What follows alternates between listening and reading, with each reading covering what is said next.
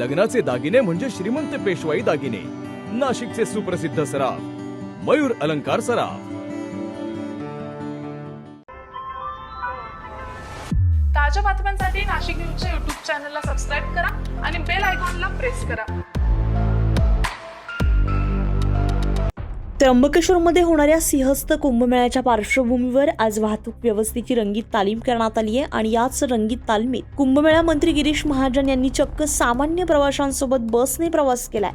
महाजनांसोबत जिल्हाधिकारी आयुष प्रसाद आणि पोलीस अधीक्षक डॉक्टर DS स्वामी यांनीही बसनं त्र्यंबकेश्वर गाठलंय.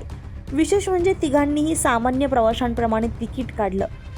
त्र्यंबकेश्वरपासून सुमारे 8 किलोमीटर आधी भाविकांच्या वाहनांसाठी पार्किंगची व्यवस्था करण्यात आली आहे. यानंतर पुढचा प्रवास सरकारी बसनं करण्याची व्यवस्था रंगीत तालमीत करून पाहण्यात आली आहे. सिंहस्थ कुंभमेळ्यादरम्यान मोठ्या प्रमाणात भाविक त्र्यंबकेश्वरमध्ये दाखल होणार असल्यानं वाहतूक आणि पार्किंग व्यवस्थेचा आढावा घेण्यासाठी ही रंगीत तालीम करण्यात आली आहे. याच व्यवस्थेचा प्रत्यक्ष अनुभव घेण्यासाठी कुंभमेळा मंत्री आणि नाशिकचे पालकमंत्री गिरीश महाजन यांनी आपला ताफा पार्किंगच्या ठिकाणीच थांबवला. त्यानंतर त्यांनी सामान्य भाविक आणि प्रवाशांसोबत सरकारी बसमधून त्र्यंबकेश्वरकडे प्रवास केलाय. महत्त्वाचं म्हणजे जिल्हाधिकारी आयुष प्रसाद आणि पोलीस अधीक्षक डॉक्टर DS स्वामी यांनीही महाजनांसोबत बसमधूनच प्रवास केलाय.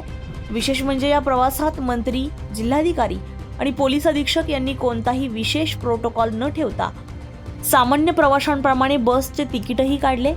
गेल्या कुंभमेळ्यात झालेल्या प्रचंड गर्दीमुळे वाहन चालक आणि भाविकांना मोठ्या वाहतूक कोंडीचा सामना करावा लागला होता. त्यामुळे यंदाच्या सिंहस्थ कुंभमेळ्यात वाहतूक व्यवस्थेत नेमक्या कुठल्या अडचणी येऊ शकतात याचा प्रत्यक्ष अनुभव घेण्यासाठी हा बस प्रवास करण्यात आला. आज आम्ही थोडी शिस्त लावलेली आहे. गेल्या वेळी खूप गर्दी झाली होती, ट्रॅफिक जाम झालं होतं आणि त्र्यंबकेश्वरला म्हणजे आता खूपच गर्दी झाली होती.